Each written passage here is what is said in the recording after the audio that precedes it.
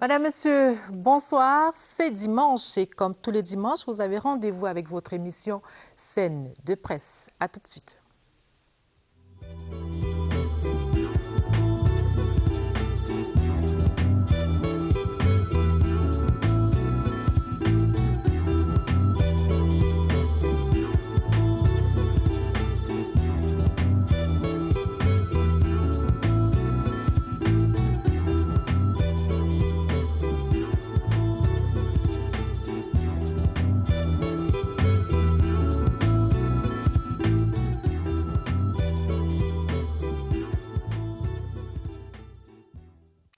Une fois de plus, bonsoir et bienvenue sur le plateau. Avec moi, le directeur général des douanes, Fongot Edwin Nouvagar. Bonsoir et bienvenue sur le plateau.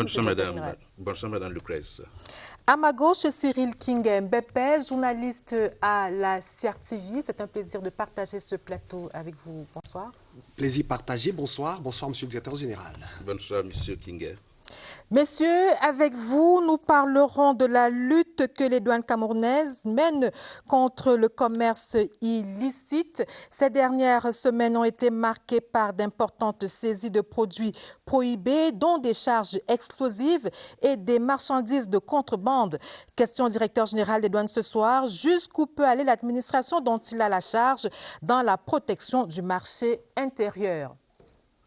Également au menu ce soir, un sujet de préoccupation majeure, la collecte des capitaux via l'appel public à l'épargne. Par certaines sociétés non agréées. La note du ministre des Finances signée il y a quelques jours l'interdit désormais. Cette note du ministre intervient alors que de nombreux souscripteurs ont vu s'envoler leur mise, mais aussi au moment où la crypto-monnaie a le vent en poupe sans cadre réglementaire. Cependant, le docteur Georges Bell Bichoka, cryptologue, et le journaliste Abou Diotou adressent le problème dans la deuxième partie de cette émission de Scène de presse. Bonsoir, Monsieur le directeur général, une fois de plus. Bonsoir, Madame Lucrèce. Alors, la douane camerounaise a procédé il y a quelques semaines, il y a quelques jours, à d'importantes saisies. Dites-nous, qu'est-ce qui a changé dans le dispositif de la douane et qui a permis ces importantes saisies? Je peux vous rassurer que beaucoup de choses n'ont pas changé, parce que c'est une mission de la douane, une mission lointaine. Donc, nous faisons ce que nous avons l'habitude de le faire. Mais peut-être pour répondre à votre question, je dois vous dire que nous avons reçu des instructions de M. le ministre des Finances qui nous a demandé, n'est-ce pas, avec la période de crise, de lutter contre tous les fléaux, donc la contrebande, le commerce illicite, etc., etc., parce qu'il est question aujourd'hui de mobiliser davantage les recettes pour faire face aux difficultés de l'État. Pas question de laisser entrer ces genres de marchandises. Mais aussi, vous savez, c'est les marchandises qui influencent négativement la santé de nos populations. C'est les marchandises qui mettent en mal les entreprises citoyennes. C'est les entreprises, c'est les activités aussi qui touchent aussi à la sécurité de l'État. Et depuis 2015, à l'égide de l'Organisation mondiale des douanes, les douanes du monde ont décidé, par une résolution qu'on appelle la résolution de Punta Cana, n'est-ce pas, de s'intégrer dans le dispositif de la sécurité dans les différents États. Donc, heureusement, je tiens à remercier son Excellence, Monsieur le Président de la République, qui a décidé d'intégrer, n'est-ce pas, la douane. Ça fait une semaine, un mois. Il a décidé d'intégrer la douane dans le dispositif national de la sécurité et de la défense. Justement, parlant de sécurité et défense, Monsieur le directeur général, on interroge l'expertise des gabelots. Ils sont là pour les marchandises, mais aller aux explosifs, il faut avoir une certaine expertise. Je rappelle à votre suite que la dernière saisie fait état de 11 charges explosives et des produits chimiques dangereux. Oui, nous avons déjà, ce n'est pas la première fois que nous saisissons les charges explosives. Je préfère les appeler les charges explosives parce que ce n'était pas encore prêt pour utilisation. Mais comme vous le savez, nous avons une position privilégiée dans les frontières. Et nous avons aussi l'avantage que nous sommes assistés beaucoup d'autres administrations qui sont un peu plus... ils ont beaucoup plus d'expertise dans ces domaines-là. Donc, dans les frontières, quand nous trouvons des marchandises un peu suspectes, nous ferons appel à ces administrations pour venir nous aider. Nous avons le concours souvent, n'est-ce pas, du ministère en charge de la Défense, suite à une convention que nous avons signée ensemble entre le MINFI et le MINDEF. Donc, pour répondre spécifiquement à votre question, nous avons pas mal le soutien des forces de défense, par exemple, pour aller... Et aussi l'Organisation mondiale des douanes, qui nous envoie de temps en autre, là, n'est-ce pas, beaucoup d'experts pour venir nous entretenir sur ces flux-là, surtout les engins explosifs improvisés. Donc, il y a un concours, n'est-ce pas, qui est là pour nous aider à mieux gérer ces affaires-là. Alors, une fois les engins explosifs, par exemple, saisis, qu'est-ce que vous en faites? Bon, bien entendu, quand nous saisissons ces engins explosifs, nous remettons au ministre en charge de la Défense. Alors, vous parlez justement de ces opérations, de ces saisies-là. Il y a eu ces explosifs, mais également, il y a beaucoup de choses. Je vois sur cette liste 118 pointes d'ivoire, 30 dents et 18 griffes de panthère. J'y vois 3 tonnes d'emballage plastique, 140 cartons de produits pharmaceutiques et bien d'autres... Des lingots d'or et ainsi de suite. Voilà, bien d'autres objets qui ont été saisis. La question que je voudrais vous poser, Monsieur le Directeur Général, c'est qu'est-ce que vous faites de ces différents produits qui ont été saisis et est-ce qu'on peut être sûr, peut-être avant, est-ce qu'on peut être sûr que ce que vous déclarez, c'est effectivement ce qui a été saisi et quelle est la destination que prennent ces objets? D'accord, merci beaucoup. Bon, il faut catégoriser les différentes marchandises saisies. Je commence par les marchandises prohibées, donc prohibition absolue. Donc quand nous saisissons ces marchandises-là, je prends le cas des défenses d'éléphants, nous remettons au ministre en charge des forêts et de la faune. Donc c'est eux qui sont chargés maintenant de continuer avec la procédure judiciaire. Et pour les autres marchandises, donc peut-être des marchandises qu'on ne peut pas utiliser, on les détruit avec le concours des administrations. Vous saisissez seulement la marchandise, vous laissez partir ceux qui les possédaient? Une bonne question. Non, nous capturons aussi le prévenu. Donc, et quand nous remettons ces marchandises-là aux autorités judiciaires et les autres administrations techniques, non seulement c'est avec un PV, mais c'est aussi avec le prévenu. Comment cela se passe? Il nous souvient qu'en ce qui concerne, par exemple, les charges explosives, elles ont été saisies dans un bus? Non, nous avons... Comment est-ce que ça s'est passé? Nous avons déjà commencé à saisir une tonne, n'est-ce pas, dans une voiture qu'on appelle couramment les starlettes, n'est-ce pas? C'était caché dans la malle arrière d'une voiture starlette. Et j'avoue quand même que qu'est-ce qui s'est passé? Quand mes éléments ont stoppé le véhicule, le gars est passé, il a fui. Et il est allé se cacher quelque part. C'est à ce moment-là que mes éléments... Je remercie aussi la CEMIL parce qu'on a appelé les éléments de la CEMIL pour qu'ils viennent nous aider, pour assister ces enfants-là, mes collaborateurs. Et c'est comme ça qu'ils ont constaté que c'était des marchandises suspectes. Donc à ce moment, ça n'était pas encore très évident. Mais c'est quand nous avons touché les autorités militaires de la région du Nord, il semblait qu'il y a eu l'expérimentation d'une charge et les effets ont été vraiment très dangereux. Donc c'est à ce moment-là. Donc voilà comment ça se passe. Nous, au niveau de la Direction générale des douanes, nous n'avons pas encore des experts, n'est-ce pas, pour s'occuper, pour déminer, mais nous avons quand même pas mal d'éléments qui sont bien fouillés, qui peuvent absolument vous dire que voilà, là, c'est des marchandises destinées à ces activités. Donc, la question demeure, celle que Lucrèce posait tout à l'heure. Est-ce qu'on a une contre-expertise pour dire, quand on déclare qu'il y a 38 lingots d'or, par exemple, qui ont été saisis, c'est effectivement 38. Il n'y a rien qui est passé à côté, tout est 38 et bien déclaré. Bon, les 38 lingots d'or, là, bon, je prends le cas le plus récent, donc c'était 20 kilos. 20 kilos d'or qui est venu d'un pays voisin et par un vol. Et après, il y a eu changement de vol donc pour un pays asiatique. Et Bon, nous n'avons pas eu un document pour prouver que c'est l'or, mais nous avons... C'est une machine que nous saisissons tous les jours, presque tout le temps, dans les aéroports du Cameroun. Et ce n'est pas difficile, n'est-ce pas, de connaître si c'est de l'or ou pas. Mais comme vous dites bien, nous recourons aux experts, parce que non seulement il y a les experts privés qui peuvent nous attester, il y a aussi les administrations. La question, monsieur le directeur général, c'est celle de savoir si les quantités saisies sont celles qui sont effectivement déclarées. Est-ce qu'il n'y a pas de perte? En cas de saisie, il n'y a pas de déclaration. En cas de saisie, il n'y a pas de déclaration, parce que le monsieur vient, on lui dit, est-ce que vous avez une marchandise à déclarer? Il vous dit, non, je n'ai pas de marchandise à déclarer. Et bon, peut-être c'est en fuyant, peut-être avec une information que nous avons. Voilà, peut-être c'est avec ça qu'on essaie maintenant de dire, OK, est-ce que vous pouvez nous permettre de vous fuir? Donc, il y a parfois des fuites corporelles. Donc, à ce moment-là, il n'y a pas de déclaration.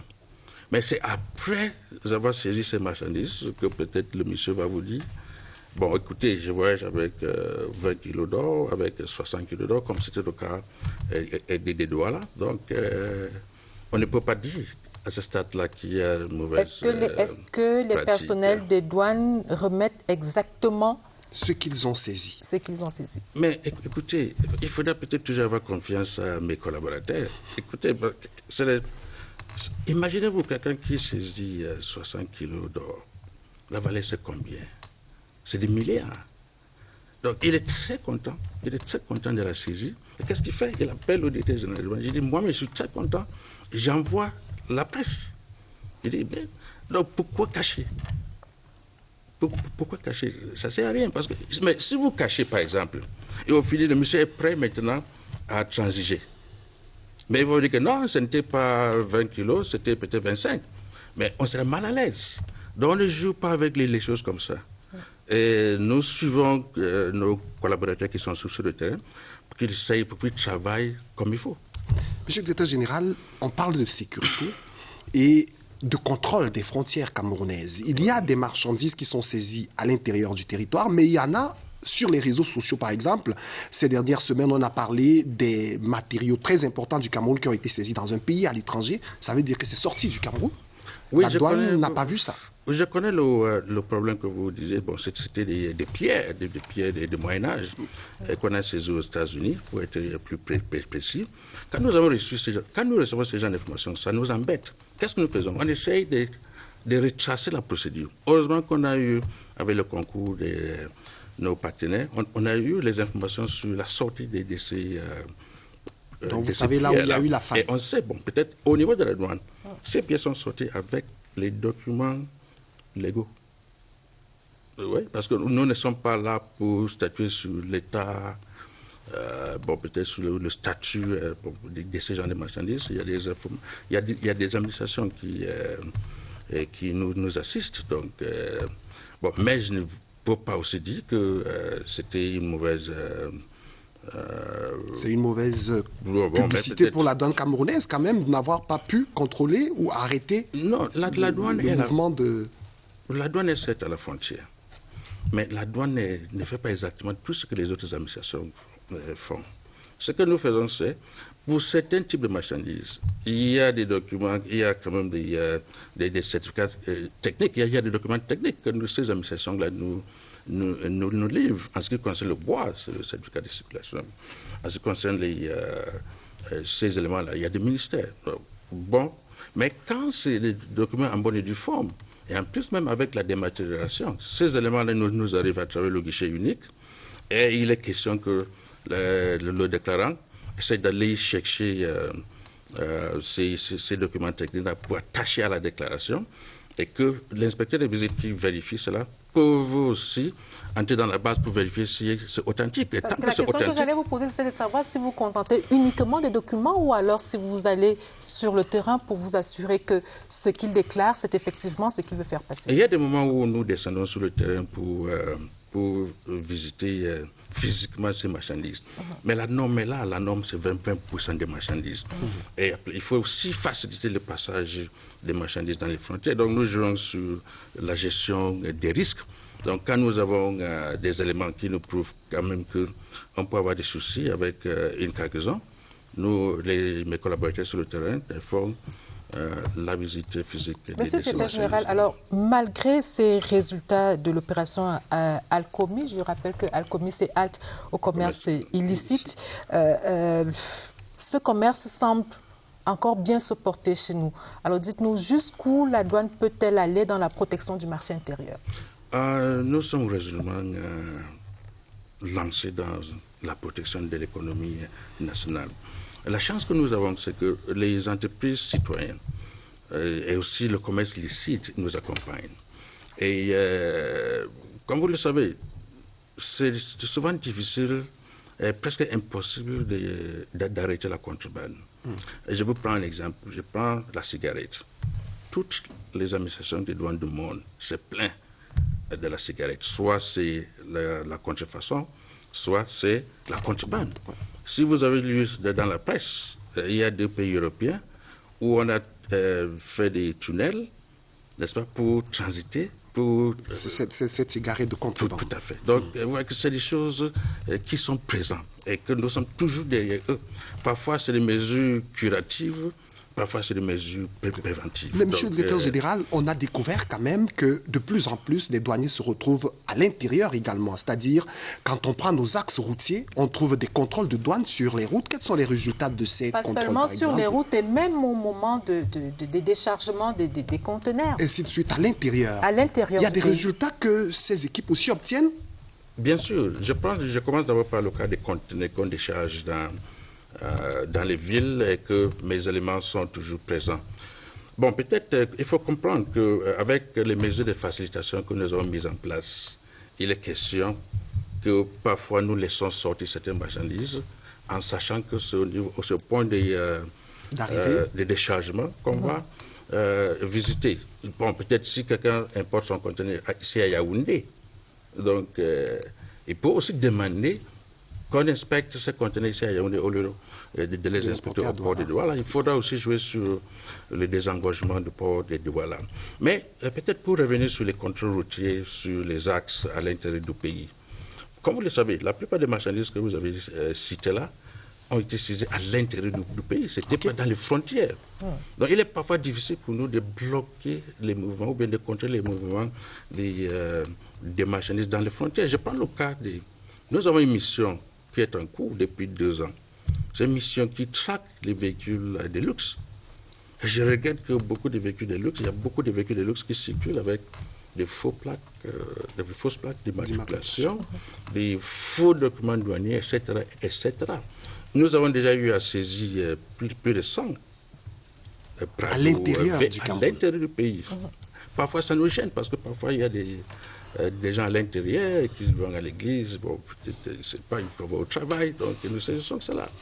Bon, peut-être, j'aimerais peut-être parler un peu de ces véhicules d'occasion. Vous savez, le luxe coûte cher. Et si vous décidez le luxe, il faut payer. Parce que vous ne voulez pas... Le luxe a un prix. Le luxe a un prix. Vous ne pouvez pas peut-être chercher à conduire un véhicule que tout le monde va dire, écoutez, voilà monsieur qui est arrivé, mais pourtant que vous ne voulez pas payer les droits et taxes. Messieurs, nous allons marquer un arrêt dans cette édition de Scène de Presse. Quels sont les défis de l'opération Alcomi? Réponse des journalistes dans la rubrique Édito.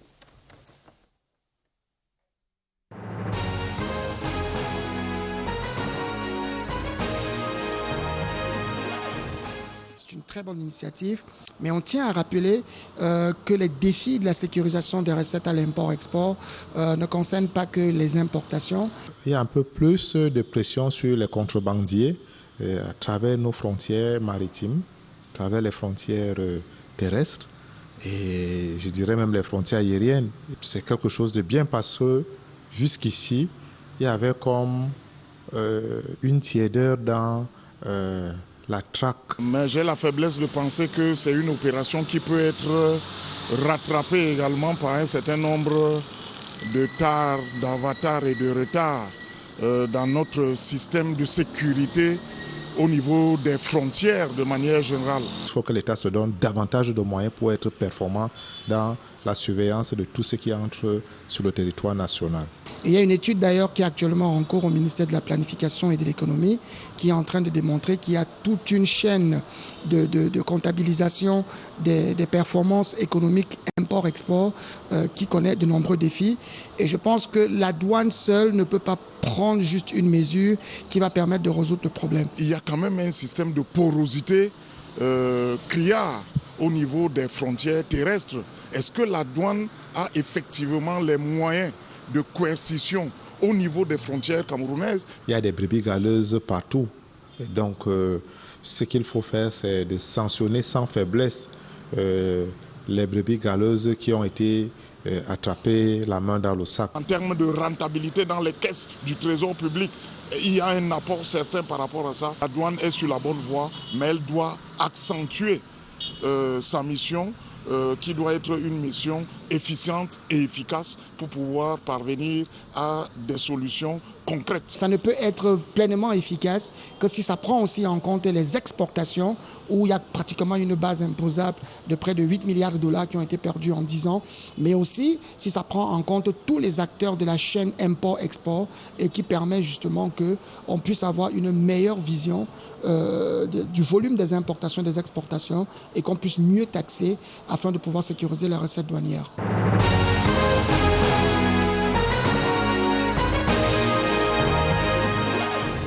Monsieur le directeur général, j'imagine que vous avez pris bonne note des propositions qui ont été faites par les journalistes dans cette rubrique. Nous parlons d'autre chose à présent. Nous sommes à quelques semaines de la fin de l'année. Et dans quelle mesure, dites-nous, le Covid-19 pourrait impacter le recouvrement des recettes douanières cette année? D'abord, Mexiste, comme vous le savez, il y a eu une loi des finances rectificative, là où les projections des recettes ont été revues à la baisse. Donc, c'était dû à l'actualité. Hein? Donc, au niveau au niveau de l'importation, parce qu'au niveau de l'importation, par rapport à 2019, nous avons perdu en termes de volume d'échange, à l'importation 24% et à l'exportation 21%. C'est vrai quand même que les entreprises, les entreprises qui importent dans le cadre de des entreprises structurantes, donc l'activité structurante, aussi n'importe plus. Bon, mais quand même, il y a une baisse. Donc, nous estimons la baisse à 19%, hormis les entreprises dans le cadre des projets structurants. Donc vous allez atteindre 650 milliards maintenant. Donc, maintenant, on est à 650 milliards. Bon, peut-être pour les 10 premiers mois de l'année, je pense quand même que nous sommes en bonne voie, n'est-ce pas, de dépasser nos prévisions.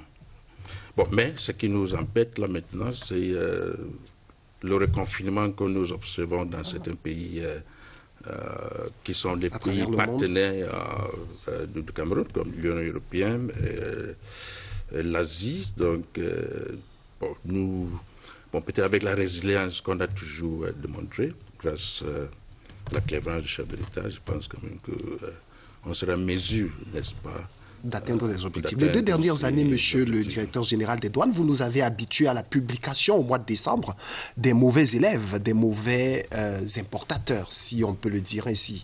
Généralement, vous donnez la liste des mauvais importateurs, mais on n'a jamais la suite.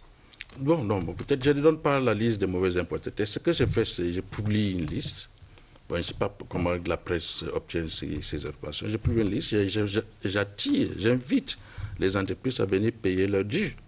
Donc, et souvent, ils viennent payer. Il y en a qui n'aiment pas quand on publie. Et à ce moment, on n'a pas l'information. Non, à ce moment, vous n'avez pas l'information. Mais il faut demander. Bon, peut-être souvent, il faut venir aussi demander, comme vous m'avez invité aujourd'hui. Donc, vous pouvez aussi demander si au niveau des CPMN, ça se passe. Cette année, on n'a pas fait. Peut-être, j'attendais que vous me posiez la question. Parce qu'il faut qu'on accompagne les entreprises pendant la période de Covid. Il y a beaucoup d'entreprises qui ont eu des soucis, donc on essaye... Vous n'allez pas être exigeant cette année. Vous-même, comment est-ce que vous êtes impacté? Je signale qu'en 5 ans, on a quand même connu une augmentation constante des recettes douanières. On est passé, par exemple, en 2015 de 678 milliards à 840 milliards en 2019, 840 milliards en 2019. Cette année, on cherche à atteindre, on va atteindre 650 milliards, mais est-ce que vous avez bon espoir que vous pourriez aller au-delà de ces 650 milliards de francs CFA? Ça dépendait de la transition. Certainement, nous pensons à une relance. Mais jusqu'où, on ne peut pas maintenant juger.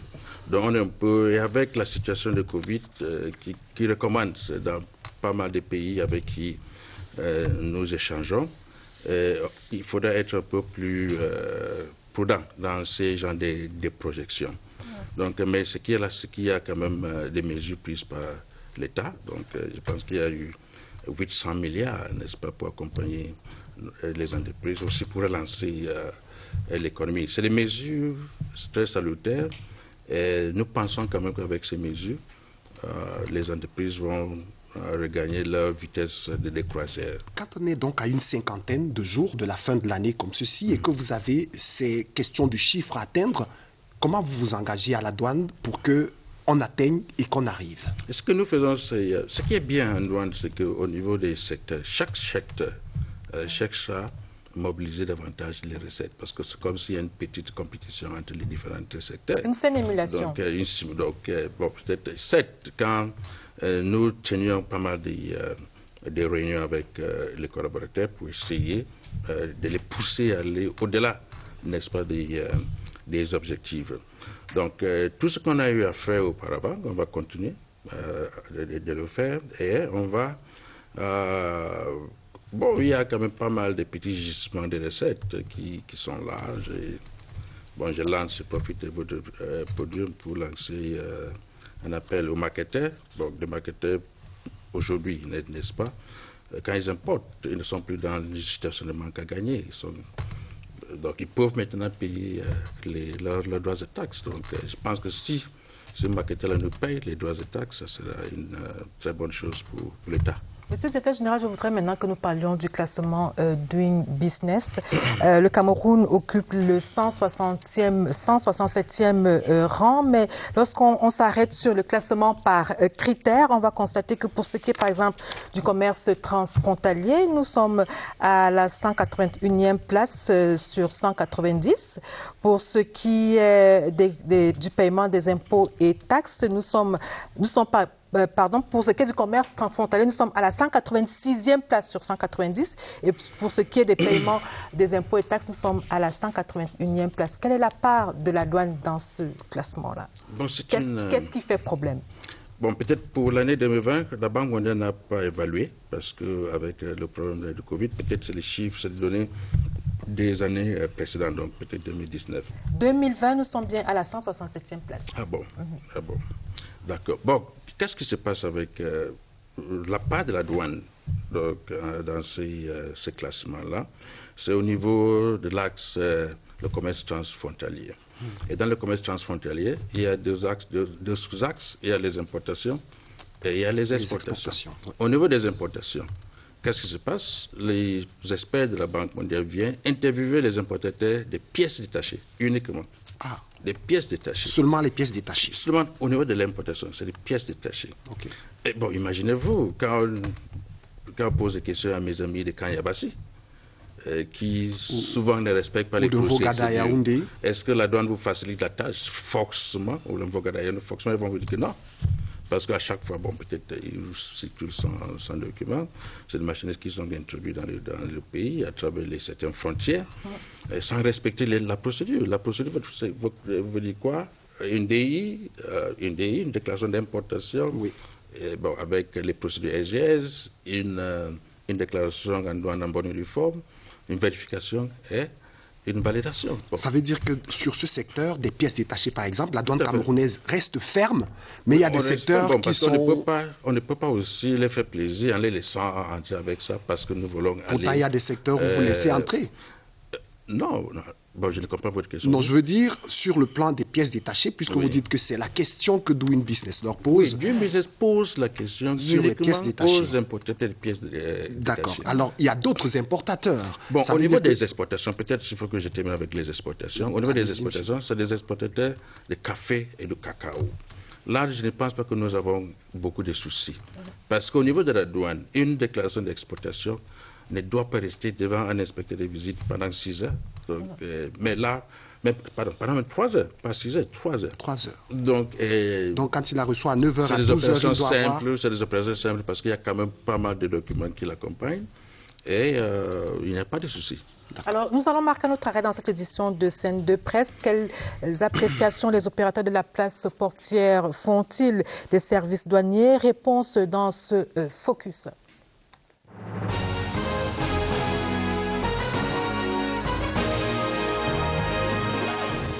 Sur le plan structurel, la douane a un rôle prépondérant en ce sens que ce sont les documents douaniers qui déterminent ce que feront en réalité les transporteurs dans le cadre du transit. Sur le plan opérationnel, nous constatons ça et là quelques incompréhensions et quelques incompatibilités dans la non-prise en compte des préoccupations de certains transporteurs, notamment le cas du TTU, de titre transit unique. La douane n'avait pas pris en compte justement les préoccupations des transporteurs où il a fallu se réajuster. La douane camerounaise, ces derniers temps, est en train d'opérationnaliser un nouveau système, du système CAM6 qui est beaucoup plus performant que celui qui était naguère, à savoir le Sidonia++. Mais les opérateurs de CAM6 n'ont pas pris en compte la volonté ou alors n'ont pas tenu compte de l'environnement qui régule les activités de transport et de transit dans la zone CEMAC. Ça veut dire que certaines difficultés liées à l'opérationnalisation de nos activités n'ont pas été prises en compte au départ. Donc ça crée un petit blocage. Je peux citer un autre exemple très simple qui est tant décrié au niveau des opérateurs économiques, c'est l'absence des bidules GPS, c'est-à-dire des balises GPS qui, n'est-ce pas, obèrent les coûts dans le cadre de retard de certaines opérations. Que le guichet unique des opérations du commerce extérieur devienne, comme ça a été le cas, la plaque tournante de toutes les opérations liées également à la dématérialisation de toutes les procédures de transit pour qu'on arrive à cette facilitation qui n'est autre que la réduction des coûts et des délais sur la place portuaire de Douala et sur les corridors de transit.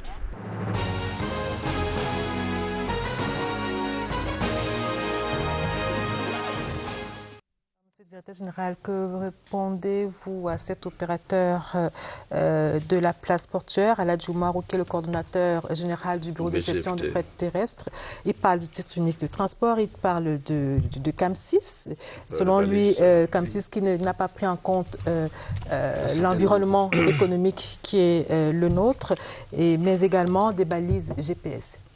Bon, peut-être je commencerai par sa question sur les balises GPS. Je peux vous rassurer qu'à l'heure actuelle, nous avons 1000 balises opérationnelles qui circulent. 1000 balises, mais nous avons des sorties des deux ports, Kribi et Douala, pour le transit d'environ 100-150 véhicules pour la sous-région. Le souci que nous avons avec les balises, c'est que le délai des routes est un peu trop long. Nous avons voulu réduire ces délais, parce que maintenant, il est possible qu'un camion qui doit là, et ça arrive en N'Djamena dans une semaine. Bon, le délai réglementaire, c'est 20 jours. C'est pour ça que les transporteurs profitent pour aller rester à Yassa, par exemple, pendant des jours sans rien faire. Et cela bloque la circulation des balises. Bon, mais malgré tout cela, le ministre des Finances, avec le MINMAP, ils ont commandé 1000 autres balises. Okay. Et malheureusement, avec la pandémie coronavirus, la livraison tarde. La livraison, bon, peut-être c'est de la France, la livraison n'a pas eu lieu, parce qu'il y a certaines composantes qu'on attendait de la Chine qui qui viennent d'arriver. Donc nous aurons peut-être dans quelques jours 300 autres balises. Donc première vague 300 balises pour s'ajouter aux 1000 qui existent. Il a parlé un peu des camps 6, peut-être non-intégration de son secteur. Je sais qu'il est dans le secteur des transports. Vous savez, le système camp 6, c'est le système des modules. Donc, nous n'avons pas développé un module spécifiquement transport, mais un module transit qui est là.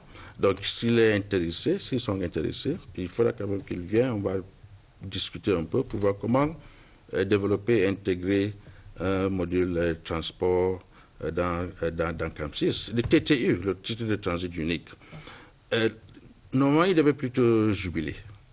Parce que comment ça se passe? C'est dans le cadre du transit. Le TTU, c'est quoi? C'est le titre de transport unique.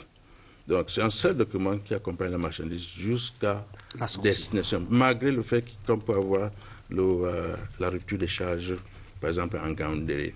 Comment ça se passe là maintenant?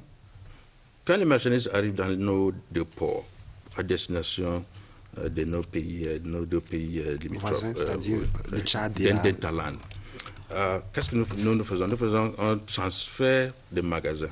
C'est-à-dire qu'il n'y a pas de procédure douanière à Douala, proprement dit. Et la procédure commence plutôt en Gaoundéré. Donc, c'est un gain de temps.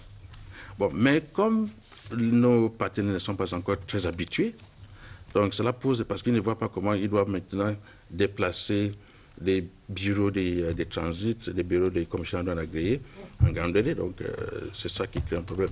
Mais nous sommes très ouverts, ils peuvent passer facilement nous voir et on va chercher à trouver des solutions. Monsieur le Secrétaire général, je voudrais maintenant que nous parlions de la taxe sur les téléphones, notamment la taxe, le paiement de cette taxe par voie numérique. La présidence de la République a demandé de surseoir à ce type de paiement, à ce type de recouvrement et de proposer un dispositif plus approprié. Est-ce qu'on peut savoir où est-ce que vous en êtes aujourd'hui avec la réflexion?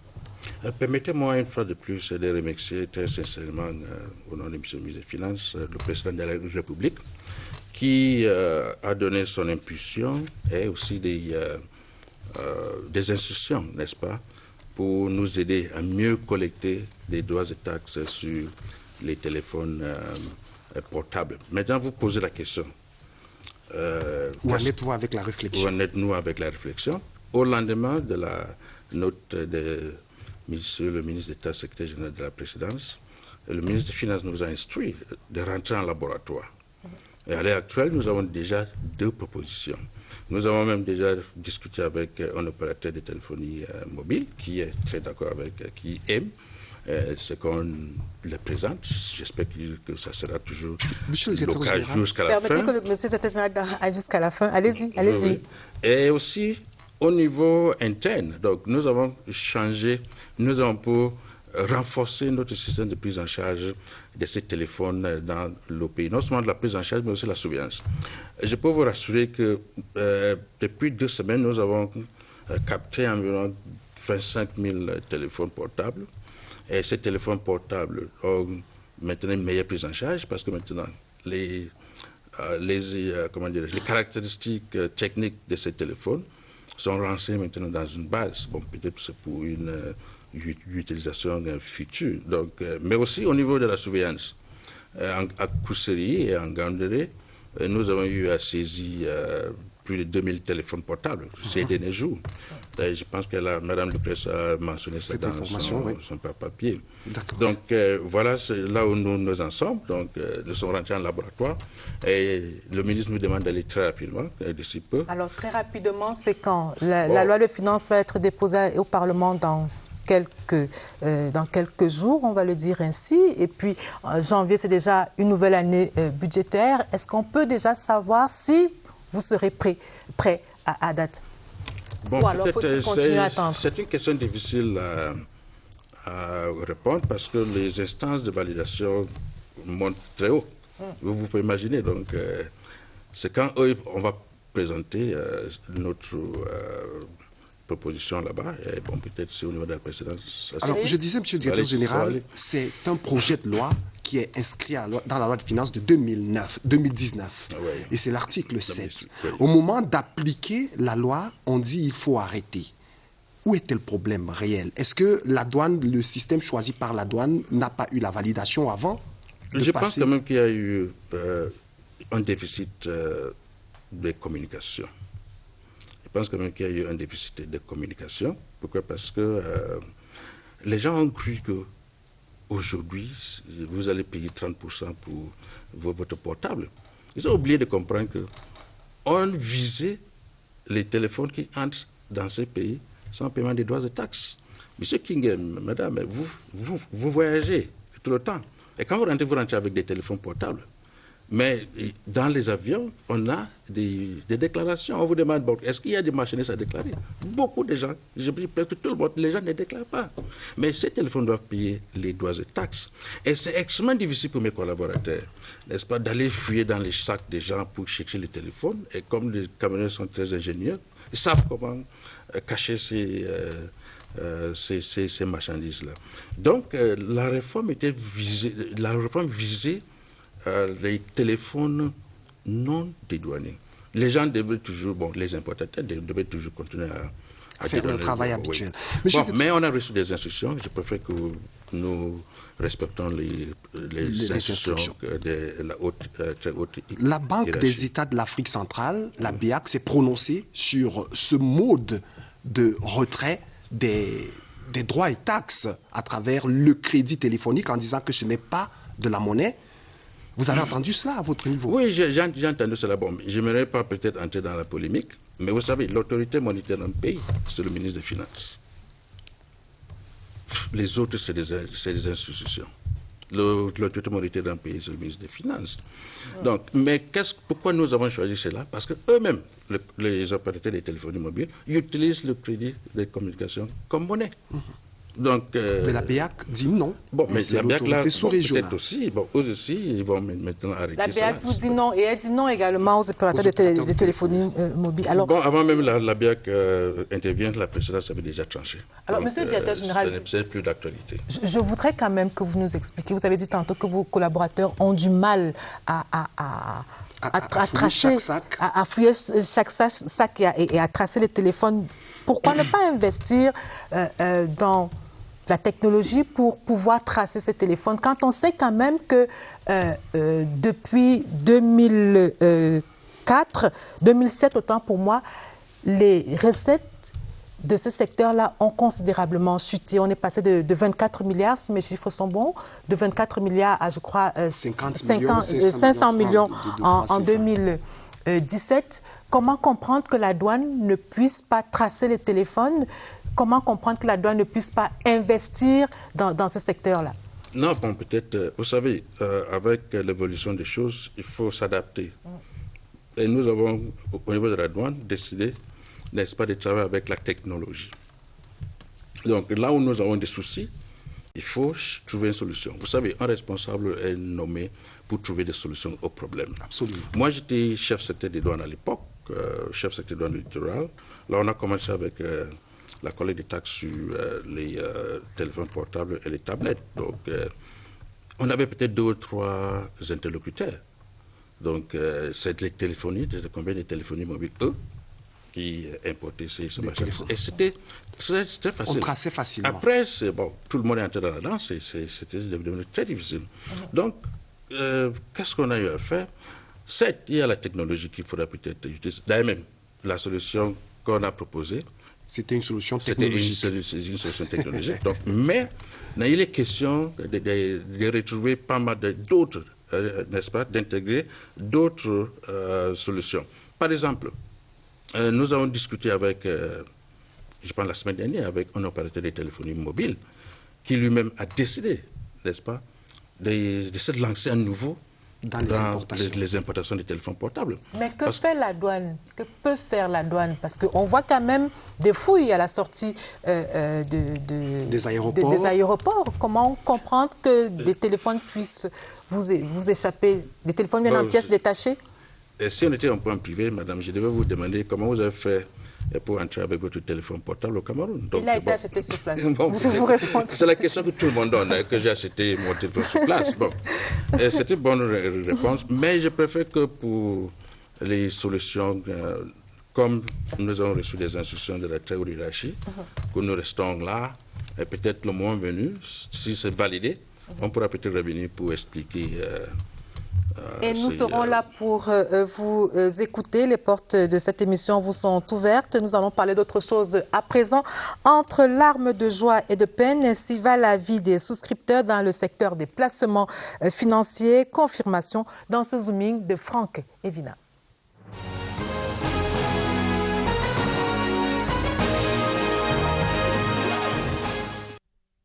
« 14 sociétés de placement d'argent évoluent sans autorisation au Cameroun. La mise en garde de la Commission de surveillance du marché financier de l'Afrique centrale amplifie la sonnette d'alarme de la presse sur un marché à haut risque. Le vrai problème, c'est les procédés derrière. C'est la pyramide de Ponzi. Ces personnes investissent dans des actifs qui ne sont cotés et réglementés nulle part. Mais il existe aussi du bon dans les appels publics à l'épargne. Devant micro, pas évident d'obtenir les témoignages des souscripteurs satisfaits. J'ai un ami qui m'avait invité à assister à l'achat de terrain où il me faisait comprendre que effectivement c'était le bénéfice qui lui avait permis d'avoir une somme de plus de 2 millions avec laquelle il avait acheté un lopin de terrain. C'est très souvent de bouche à oreille que les promesses de rendement élevés se transmettent. Chacun veut tenter sa chance à son tour et fructifier ses fonds en un laps de temps. Les personnes viennent à s'investir lorsqu'elles entendent qu'il y a une affaire comme ça. Et je me rappelle donc l'année passée, avec cette histoire qui était arrivée au Cameroun, j'ai eu plusieurs personnes, plusieurs de mes amis ont eu à faire des placements et croyez-moi, ils sont rentrés complètement dans leurs frais. La Commission de surveillance du marché financier de l'Afrique centrale appelle à la vigilance. L'appel public à l'épargne est réglementé et assujetti à l'obtention d'une autorisation auprès du gendarme du secteur, qu'est la COSUMAF. Comment donc distinguer le vrai de l'ivraie? Avis d'experts. Dès que quelqu'un vous dit investissez, vous aurez plus de 7%, je parle de 7% bien par an. Soyez sûr qu'il y a quelque part derrière une arnaque. À bon entendeur.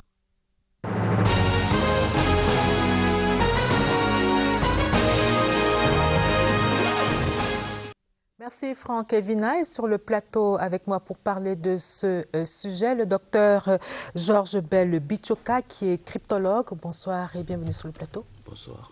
À ma gauche, Abou Diotou, journaliste à Ecofin. Bonsoir et bienvenue sur le plateau. Bonsoir, merci de m'avoir invité.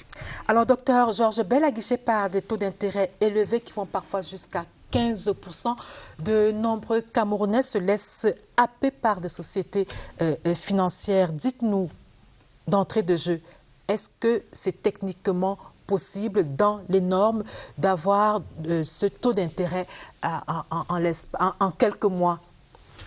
C'est difficile parce que garantir un taux d'intérêt sur les actifs, on peut le faire de deux façons. Premièrement, on peut acheter des actions en bourse ou alors on peut construire un jeu d'arnaque. Et pour la bourse, les valeurs en bourse ne sont pas stables. C'est-à-dire il est difficile que vous garantissiez à quelqu'un que vous allez lui remettre un pourcentage après un investissement parce que les actifs en bourse fluctuent. Et donc, il est difficile d'avoir une vue sur un très long terme. C'est vrai qu'il y a des situations dans des contextes qui peuvent permettre de prédire l'évolution, par exemple, de certaines valeurs en bourse. Mais ce n'est pas toujours garanti. Mais quand vous garantissez à quelqu'un que vous lui donnez 15%, 20% de taux d'intérêt, ça veut dire que vous pensez que vous connaissez l'évolution de toutes les valeurs. Et qu'est-ce que vous voyez derrière? C'est l'arnaque à la Madoff ou à la pyramide de Ponzi? Justement, la certitude inquiète. Donc, l'opérateur qui vous garantit 15% avec autant de certitude, généralement, ce n'est pas le bon business. C'est-à-dire, c'est de la construction. Quand vous dites construction, c'est-à-dire quoi? C'est-à-dire, il existe parmi les opérateurs des arnaqueurs également. C'est-à-dire quelqu'un qui il intéresse les investisseurs, qui investit chez lui, mais qui lui à son tour n'investit pas ses fonds. Le capital n'est pas investi. Il cherche plutôt de nouveaux investisseurs et redistribue les intérêts à partir de l'argent de nouveaux investisseurs. Donc ça, c'est de l'arnaque. Donc l'assurance, généralement, amène très souvent à croire que c'est ce genre de chemin. Ça marche, mais pour un temps très limité. C'est-à-dire, les premiers investisseurs et ceux qui suivent pourront avoir leur taux d'intérêt garanti, mais après, quand on ne peut plus avoir autant de nouveaux investisseurs que la dynamique de votre système le requiert, il y a collapse. C'est pour cela qu'on dit que la pyramide de Ponzi finit toujours par exploser. C'est ça. Mais docteur, les Camerounais sont aujourd'hui cultivés, donc ils peuvent observer que les actions de certaines entreprises cotées en bourse atteignent parfois les 400%, les 650%. On peut prendre l'exemple de Tesla en ce moment ou de Zoom, qui offre des services pour vidéoconférence, qui a vu son action connaître un boom avec la pandémie de Covid-19. Est-ce que lorsqu'on atteint de tels rendements, on ne peut pas assurer également des intérêts conséquents? Bien sûr, on peut assurer des intérêts, mais ce que j'aimerais faire comprendre ici, c'est l'assurance. Parce qu'en fait, les actions de ces entreprises peuvent en même temps grimper, comme ça peut baisser également. Mais celui-là, en réalité, qui est sérieux, qui vous dit que vous allez gagner avec lui, s'il est sérieux, il vous dira que les actions ne sont pas certains. Il vous dira peut-être dans le gain, vous aurez le pourcentage dans son gain. Mais quand il vous garantit un gain certain, fixe et à très long terme, généralement, c'est... Maintenant, dans la liste des entreprises qui ont été, disons-le, sanctionnées par le ministre des Finances, alors, tous ne font pas exactement la même chose. C'est-à-dire, certains ne font pas ces promesses-là. Certains disent ne pas faire de l'appel public à l'épargne, mais faire strictement du conseil au financement participatif. Alors, quel est le problème avec ces entreprises-là? Pourquoi figurent-elles dans la liste du ministère des Finances? Alors, moi j'ai lu le document, j'ai l'impression, et je pense que le dénominateur commun de toutes les entreprises qui sont dans la liste, c'est qu'ils exercent dans un couloir qui nécessite une autorisation, et ils n'en ont pas. Et donc, je pense que l'État est dans son rôle de rappeler à ces entreprises de se conformer. Donc, le problème serait simplement le fait... Est-ce que le problème se situe seulement au niveau de l'agrément, de l'absence d'agrément? Ces entreprises n'ont pas d'agrément. Et il faut se poser la question pourquoi l'État régule certains secteurs. Parce qu'il y a des risques, en réalité. C'est-à-dire qu'il faut sélectionner des entreprises sur la base d'une étude. Il y a des risques. Si on prend par exemple le secteur de la crypto-monnaie, il y a des risques de financement opaque, des activités illicites comme le terrorisme, il y a risque de blanchiment d'argent. Et donc je pense que l'État, au regard de tous ces risques-là, se donne le devoir de réguler, donc de contrôler pour essayer d'atténuer ces risques. Docteur Bell, vous parlez justement de ces entreprises qui se réclament des crypto-actifs. Quelle est la différence entre celles-là et celles qui font de simples placements financiers? Alors, il faut comprendre, peut-être définir ce que c'est qu'une crypto-monnaie. Allez-y. Les actifs, généralement, c'est des éléments que nous avons autour de nous, que nous échangeons au quotidien, sur la base d'une expression qu'on appelle la confiance. Alors, généralement, la confiance, elle est souvent, on l'installe en échangeant une garantie. Donc, dans les transactions matérielles, vous pouvez donner en garantie quelque chose pour qu'on vous fasse confiance. Mais les crypto-monnaies ne sont pas basées sur les valeurs matérielles. Donc, c'est l'économie du savoir. En fait, la cryptographie crée des conditions de confiance. C'est d'ailleurs elle qui est responsable de la création des fonctions de confiance. Et donc, ces fonctions permettent, parmi ces fonctions, on a la signature numérique, la certification numérique. Ces fonctions ont permis, avec le temps, de développer des infrastructures et des systèmes comme la blockchain qui peuvent justement permettre d'avoir des conditions de confiance sans garantie matérielle. Mais alors, lorsqu'on lit le communiqué du ministre, on voit qu'il insiste sur les placements dans des actifs, dans des crypto-actifs. On a l'impression que pour lui, le simple fait de faire un placement dans un crypto-actif est quelque chose de négatif. Est-ce la même compréhension que vous avez? Non. Les actifs cryptographiques aujourd'hui sont les meilleurs actifs, c'est-à-dire ils sont plus stables en termes de confiance. Je vous ai dit que l'élément qui garantit la valeur d'un actif, c'est la confiance. Et donc, les fonctions de confiance aujourd'hui sont garanties par la cryptographie, c'est connu. Bon, mais maintenant, même si c'est le cas, dans un pays, les activités sont régulées et donc sont encadrées par les textes. Et donc, si une activité n'est pas encadrée et que vous l'amenez, l'administration en charge de réguler peut vous rappeler à l'ordre. Mais cela ne veut pas dire que l'activité en elle-même est forcément mauvaise. Mais il y a des risques, comme je disais tout à l'heure, autour de l'activité. Et j'ai dit tout à l'heure en parlant des actifs cryptographiques, surtout de la crypto-monnaie, que les transactions des crypto-monnaies ne sont pas toujours claires. Alors, justement, oui, allez-y. Et donc, il y a risque de faire des financements d'activités illicites. Vous parlez justement je voudrais qu'on s'arrête sur la crypto-monnaie. On dit que les crypto-monnaies sont limitées, mais on observe quand même dans le même temps que ceux qui se réclament de ce type d'activité investissent dans l'économie réelle, c'est-à-dire dans l'immobilier, dans l'élevage et non dans la finance. Est-ce que selon vous, c'est un élément qui doit attirer l'attention des éventuels souscripteurs? Oui, quelque part. Mais il faut aussi comprendre qu'on varie. C'est-à-dire on passe toujours... la vie tourne entre l'économie et la finance. C'est-à-dire l'économie n'est pas mauvaise. La finance non plus. Il faut seulement équilibrer. Mais il faut faire une différence entre la crypto-monnaie et la vente de la monnaie elle-même, de la crypto-monnaie. Donc, la crypto-monnaie elle-même, elle est stable, généralement. Mais la spéculation vient au niveau des placements de ces valeurs. Et donc, quelqu'un qui vous dit qu'il vous vend des crypto-monnaies peut ne pas être très sérieux. Il peut avoir construit une pyramide sous forme d'arnaque, justement sur la base des valeurs stables. Donc, la crypto-monnaie en soi, elle est stable. C'est une monnaie. Est-ce que le fait que ce promoteur, par exemple, comme je le disais tantôt, investisse dans l'économie réelle est un problème? Ce n'est pas un problème. Est-ce que c'est une manière pour lui de sécuriser ses avoirs? En quelque sorte, parce que en fait, de toutes les façons, vous ne pouvez pas faire la finance sans économie. Voilà, et donc, quand on fait de la finance, on a des revenus, on investit dans l'économie réelle.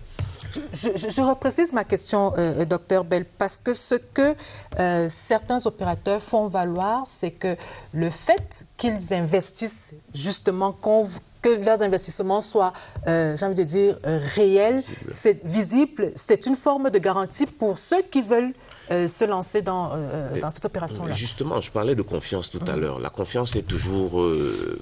elle doit avoir des garanties. Si vous prenez la monnaie, par exemple, quand vous avez la monnaie fiduciaire, c'est-à-dire vous déposez une certaine quantité d'or, par exemple, pour que votre monnaie ait une certaine valeur. Donc, de la même façon, quand vous voulez que les gens aient confiance en votre système, il faudrait que vous montriez que votre système est stable et que vous avez des actifs. Est-ce que c'est du bluff? Pas toujours. Pas toujours, mais le bluff commence quand on commence à faire des propositions vraiment surréalistes. Bon, docteur, est-ce que par le simple fait d'un communiqué comme celui du ministre des Finances, on peut interdire de façon réelle le placement sur des actifs, sur des crypto-actifs? Là, vous parlez peut-être de l'application de... Oui. Il faut un accompagnement technique. C'est-à-dire le fait d'interdire par un texte ne suffit pas. Il faut qu'il y ait un accompagnement technique. De quel ordre? Et la question, par exemple, sur les crypto-monnaies, elle est complexe parce que parfois les plateformes ne sont pas localisées au Cameroun. Et le souscripteur, vous n'allez pas forcément surveiller son téléphone, lui empêcher. Il a des cartes bancaires comme les cartes Visa, American Express, donc il peut acheter ses actifs de toutes les façons. Donc, l'opérationnalisation de cette décision peut rencontrer des difficultés d'ordre technique. Bon, alors, l'on observe dans le monde que les crypto-actifs ont du vent en poupe. Certains investisseurs les utilisent comme des valeurs refuges lorsque l'avenir est, par exemple, incertain.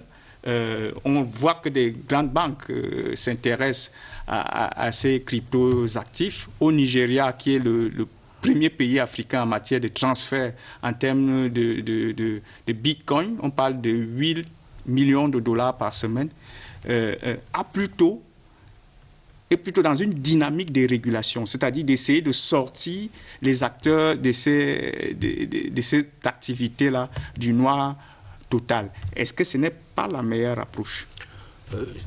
C'est même ça la solution en réalité. Je pense qu'on ne peut pas arrêter le développement de la technologie.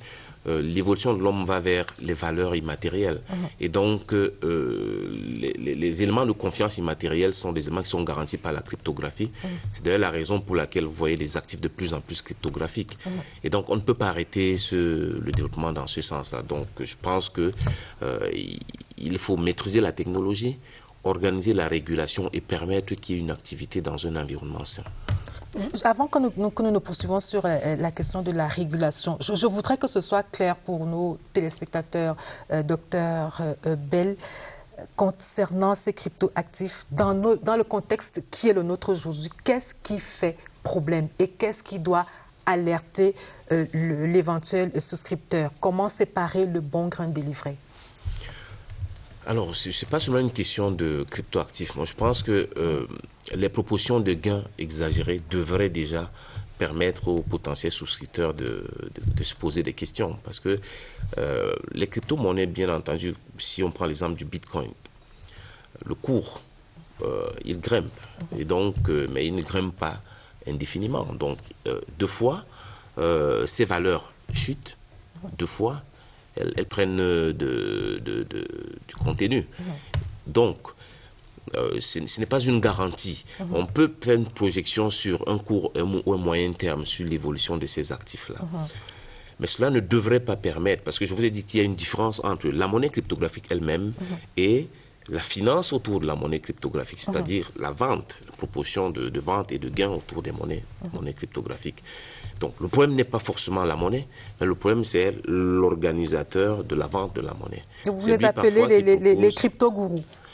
Justement, les crypto-gourous organisent souvent des pyramides, c'est le terme qu'on utilise aujourd'hui, où il est au sommet de la pyramide et puis il engendre les gains. Parfois, ça peut être bénéfique. Et ça peut, lorsqu'on n'exagère pas au niveau des proportions des gains, parce que lorsqu'on exagère au niveau des proportions des gains, simplement, c'est pas possible. C'est-à-dire, il y a des limites. La nature nous limite toujours. Vous ne pouvez pas dire à quelqu'un, je vous donne 60% de revenus. C'est pratiquement impossible. Donc, les valeurs cryptographiques ne peuvent pas permettre à très long terme, je veux dire, même si c'est les valeurs cryptographiques, de dire aux gens que je vous propose des gains exorbitants. Il y a ces gains, mais il y a également à côté cette communication agressive. Oui, justement, la communication agressive, parfois, elle nous permet aussi de comprendre peut-être le chemin, parce que généralement, dans le cas d'arnaques, très souvent, il faut recruter de nouveaux investisseurs. Et donc, il faut leur en mettre plein la vue. C'est ça. Avec beaucoup de spectacles, avec beaucoup d'agressivité dans la communication. Justement, cela permet d'attirer les nouveaux investisseurs. Parce que, comme je disais tout à l'heure, dans le cas d'arnaque, on n'investit pas les capitaux.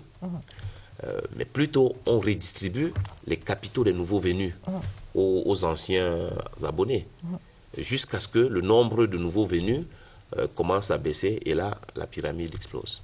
Alors, on va revenir sur la question de la régulation, Abou Diop. Oui, mais maintenant, justement, est-ce que l'un des dangers, on ne l'évoque pas souvent assez, des crypto-actifs, c'est qu'ils échappent au contrôle des banques centrales. Et donc, ce sont des monnaies créées comme à l'époque de la planche à billets qui ne reposent pas sur la création de valeur. Est-ce que ce n'est pas aussi un problème pour faire maintenant l'attelage avec l'économie réelle?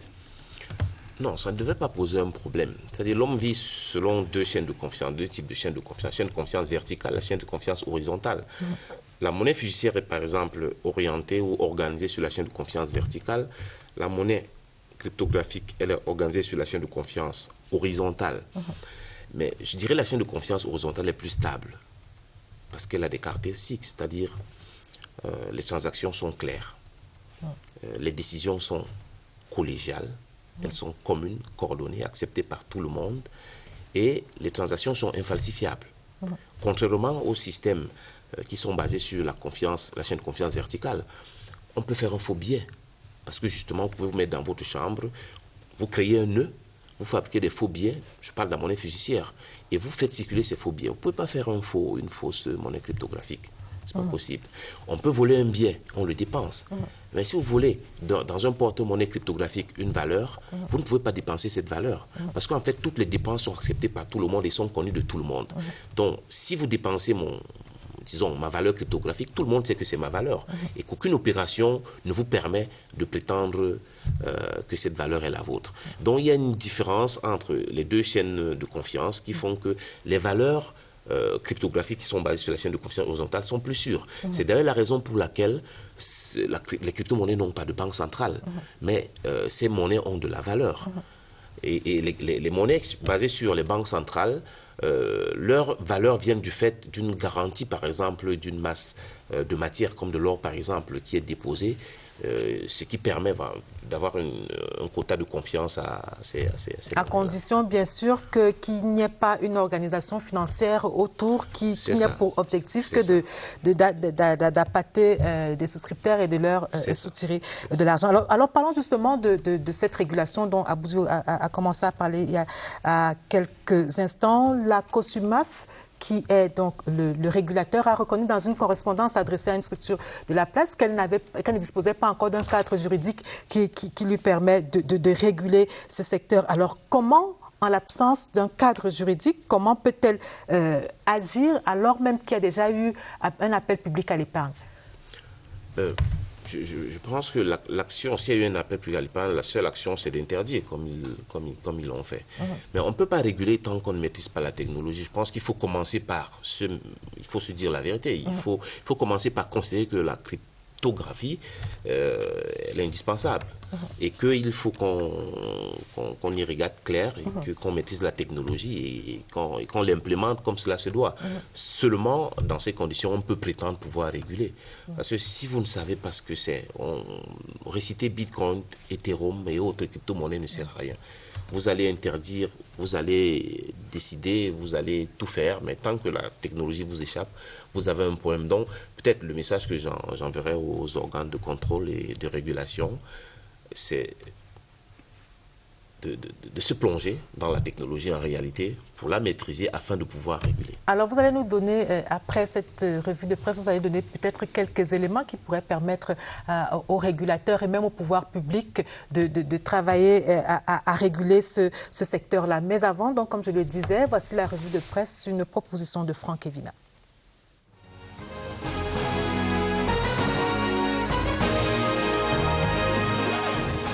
Dans la presse cette semaine, revue des acquis du renouveau. En 38 ans, Paul Biya aura relevé le pari de la décentralisation. Cameroun Tribune l'affirme en revisitant le chemin parcouru de 1982 à nos jours. Constitution de 1996, loi sur la décentralisation, mise en place du Sénat, création d'un ministère dédié, conseils régionaux entre autres. Pour le quotidien bilingue national, le président de la République aura impulsé, dirigé et ajusté sa politique pour que le développement s'appuie sur les aspirations et la participation effective des populations. Légaliste et avant-gardiste, c'est le grand homme qui a dit à Yves Mouroussi le 21 juillet 1990 sur Radio Monte Carlo qu'il veut entrer dans l'histoire comme l'homme qui a apporté la démocratie et la prospérité au Cameroun. Rappel mémoire fait par Charles Ndongo.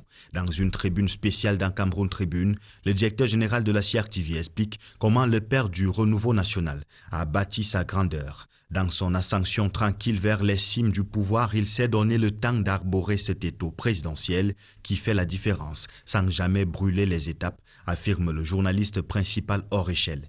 L'éditorialiste souligne par ailleurs le caractère pacifiste et pondéré du chef de l'État qui, pendant les moments critiques comme la tentative de coup d'État du 6 avril 1984 ou encore les années de Braise, a montré qu'il incarne parfaitement le père de la nation qui calme autour de lui les ardeurs de vengeresse.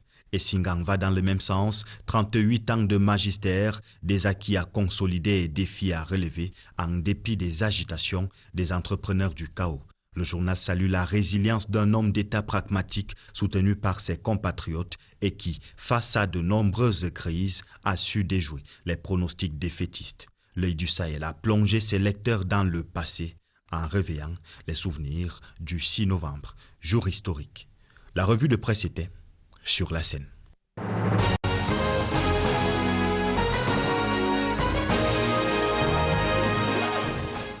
Une revue de presse essentiellement basée sur l'an 38 du renouveau. Merci à vous, Franck Evina. Alors, docteur Bell, comment réguler? Quels sont les éléments dont dispose le régulateur, mais surtout les pouvoirs publics au Cameroun, pour commencer à mettre de l'ordre dans ce secteur?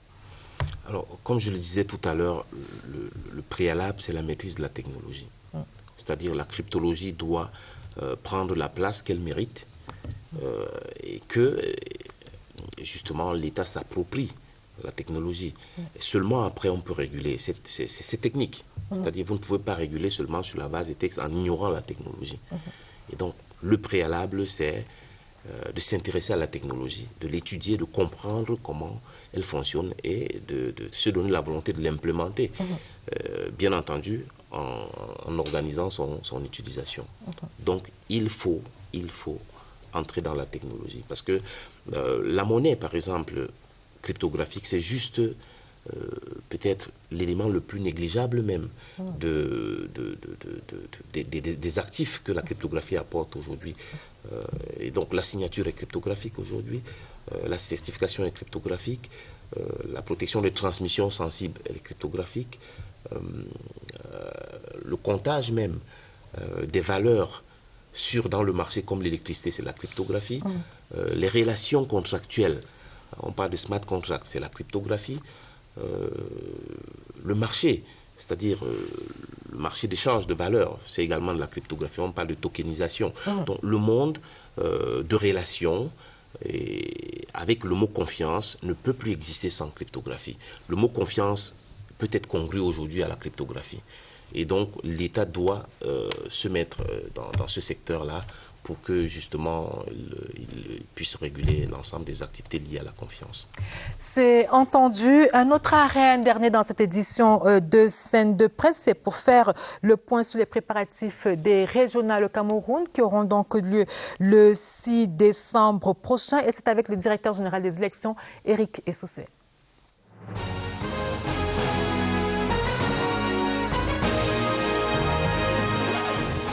Depuis le décret qui convoquait le corps électoral pour ce scrutin régional, nous avons d'abord procédé à la publication des listes des deux collèges, le collège des délégués des départements et le collège des chefs traditionnels. Nous avons ensuite reçu les candidatures pour les deux collèges pour ceux qui veulent être des candidats pour ce scrutin.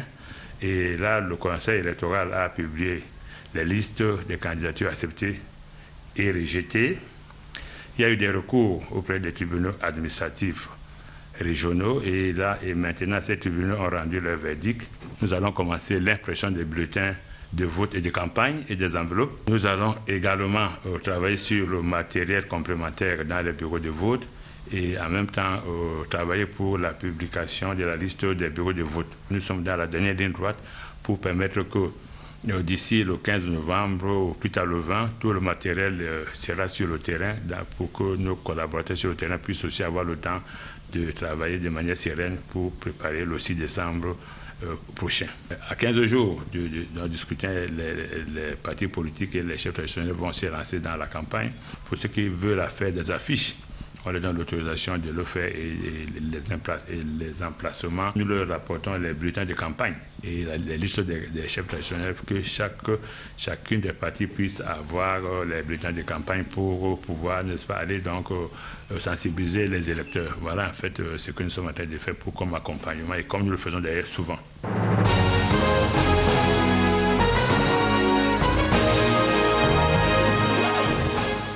Et maintenant, place aux une du lundi, c'est avec Daniel Menanga. Bonsoir. Good evening, Lucrèce Mbenga. Good evening, televiewers. We begin with the Guardian Post. Kidnapped, subjected to physical, mental torture. Tumi Frundi, Archbishop Cornelius Eswa, Fonsem, Binglo, Professor Leketambo, Gaffeson, Chief Njombe and Company are among revered Anglophones who have been victims of self-arrogated liberators who have become the number one enemies of the people they claim to fighting for. Cameroun Tribune, enlèvement dans le nord-ouest et le sud-ouest, inacceptable lâcheté.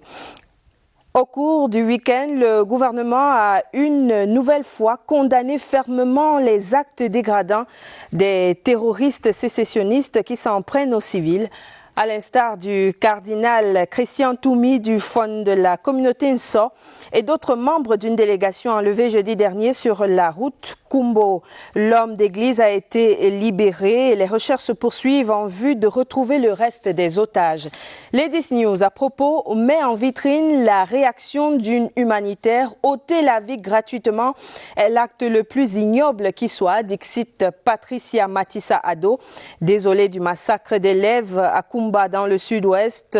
Puis foyer conjugal, la femme est plutôt un mal, M-A-L-E, nécessaire. L'éditorial de Chantal Nga, DP de Ladies News. Le Messager nous parle de cet accident abondamment relayé sur les réseaux sociaux. Samuel Eto'o échappe à la mort ce week-end aussi, 6 novembre. Écho à Sang-Mélima, bataille pour le contrôle de la permanence. Éco-santé, vaccin contre le cancer du col de l'utérus. L'Église catholique dubitative, d'après le président de la Conférence épiscopale nationale du Cameroun, CNNC, Monseigneur Abraham Commet, le caractère extrêmement délicat de ce vaccin mérite et exige une profonde réflexion aussi bien scientifique qu'éthique avant son autorisation dans les formations sanitaires des églises catholiques. Défi actuel en finances publiques donne les chiffres clés du projet de budget 2021. Hausse du budget de 450 milliards de francs CFA, allègements fiscaux pour les secteurs pharmaceutiques, agro-pastoral, numérique et entreprises cotées en bourse. Le projet de loi de finances sera examiné dès ce jeudi à l'Assemblée nationale. Plus encore, l'économie report préalable pour le développement de l'industrie pharmaceutique au Cameroun dans le projet de loi de finances 2021. Il est prévu d'exonérer les taxes et droits de douane sur les intrants importés destinés à ce secteur pour le rendre compétitif. Insuffisant selon plusieurs acteurs. Interview exclusive du Dr Rose Ngonombala, directeur général du laboratoire national de contrôle de qualité des médicaments et d'expertise, l'ANACOM. Des pages 4 à 5. Éco-Matin, réglementation d'échange. Les pétroliers font encore reculer la BEAC alors qu'elle continue de faire de la résistance. Depuis mars 2019, les entreprises pétrolières et minières ont désormais jusqu'à fin 2021 pour se soumettre à l'obligation communautaire du rapatriement des devises. C'est le 4e moratoire pour ce secteur stratégique. Pour les économies des pays de la CEMAC, intégration sur la relance post-Covid-19, la rente à la peau dure en Afrique centrale, l'absence de la CEAC et les premières orientations du plan de la CEMAC ont du mal à convaincre la Banque mondiale et la CEA. Puis le journal de Thierry Ndong fait un parallèle présidentiel américain et ivoirienne vue d'Afrique centrale, les hauts et les bas en procès. C'est à lire en page 2. En tout cas, mutation à propos des États-Unis, dit Hey Joe, Joseph Biden, élu 46e président, quelle sera sa politique à l'égard de l'Afrique? La démocratie en sort-elle grandie? Interrogation traitée dans le dossier du quotidien de la South Media Corporation de la page 7 à 10. Et Lucrèce, ce n'est pas fini sur cette présidentielle américaine. Merci Daniel Menanga. Docteur Bell, juste avant qu'on ne se sépare, crypto-monnaie, crypto-finance, on va dire attention quand même. Attention, je pense que le cadre de régulation est la garantie.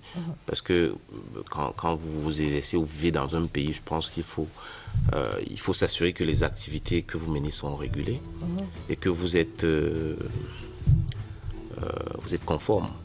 Et pour les souscripteurs, je pense que pour leur propre sécurité, je pense que c'est mieux de regarder également dans ce sens-là, voir si la régulation est là, si les opérateurs qui les intéressent au niveau des investissements ont le droit d'opérer. Et je pense que sinon, on peut avoir des décisions comme celle qu'on vient d'avoir et là, c'est pas agréable. Merci, madame, monsieur, c'est la fin de cette émission. La presse quitte la scène. Merci, bonsoir.